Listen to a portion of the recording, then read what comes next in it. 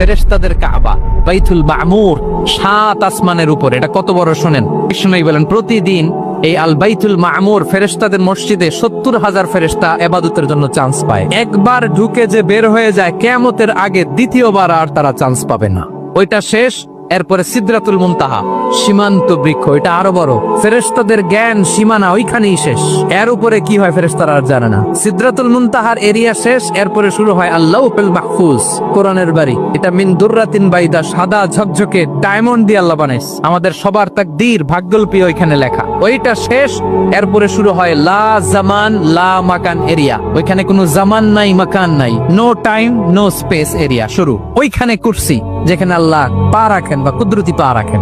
বড় রাজা বাদশারা সিংহাসনে বসে পা রাখে একটা টেবিলের উপর, শাহী টেবিল, ওইটার নাম কুরসি। আল্লাহ বলে ওয়াসিআ কুরসিয়ুহুস সামাওয়াত ওয়াল আরদ। আল্লাহর এই কুরসিটা এতক্ষণ যা বললাম এই সবগুলার চাইতেও বড়।